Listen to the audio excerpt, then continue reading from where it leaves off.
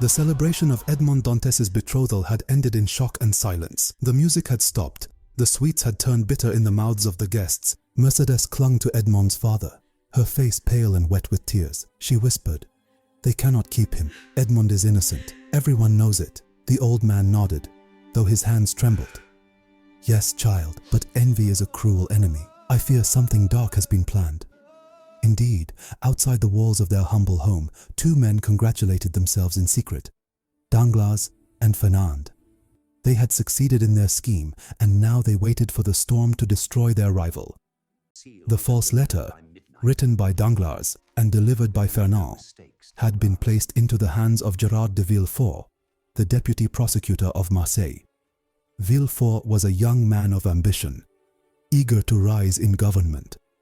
Villefort ordered, "Bring this Edmond Dantès before me. We shall see what truth lies behind his smile." Edmond was taken into a cold, stone room. His hands were bound, but his spirit was unbroken. He stood tall before the deputy prosecutor, confused but not afraid. Villefort began, "Monsieur Dantès, you are accused of carrying a letter from the exiled Emperor Napoleon to his supporters in Paris. What say you?" Edmond's eyes widened with astonishment. "A letter?" "Yes, I was given a letter on the island of Elba by the dying captain of my ship.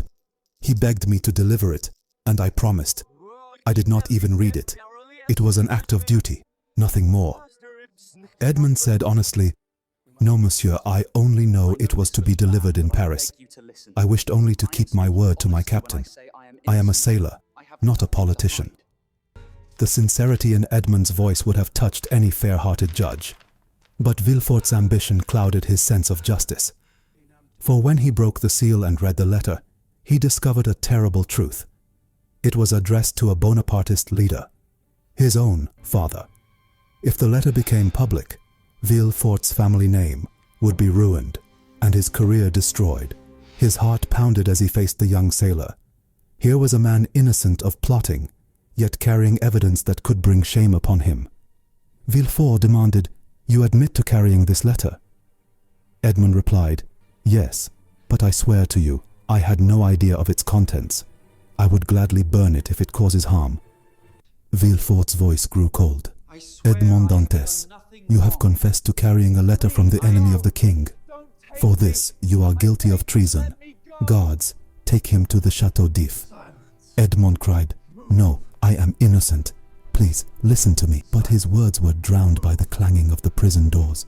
When the news spread that Edmond had been imprisoned, shock and disbelief filled Marseille.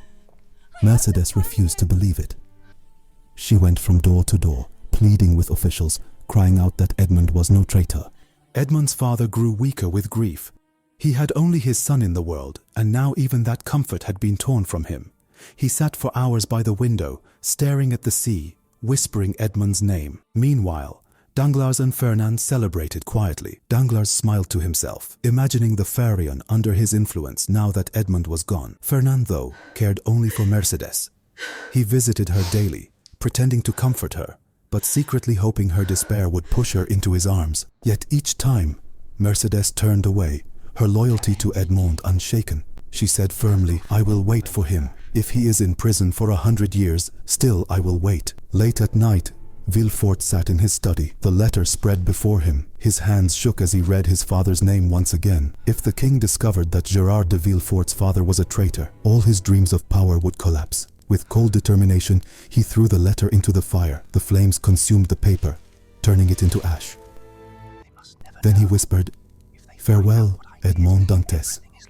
You are sacrificed for my future." At dawn, soldiers dragged Edmond from his cell. Shackled and pale, he was pushed into a small boat that carried him across the waters of Marseille. He looked desperately at the city, the port where he had dreamed of being captain, the house where his father waited, the streets where he had walked with Mercedes.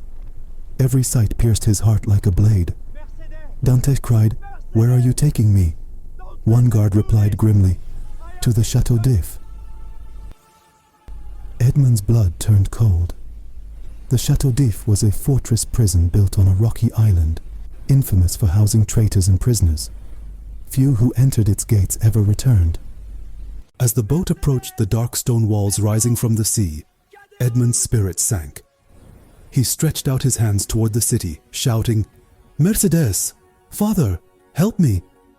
But no voice answered, only the crash of the waves against the rocks. As the iron doors shut, he felt the world, freedom and love slip away, leaving only hollow pain within him. Back in Marseille, Fernand and Danglars exchanged satisfied glances. Danglars said quietly, "Dantes is gone. The sea has swallowed him, though he lives still." But deep in his heart, he knew the truth. Though Edmond was imprisoned, his spirit lived on in the heart of Mercedes, and no chains could break that bond.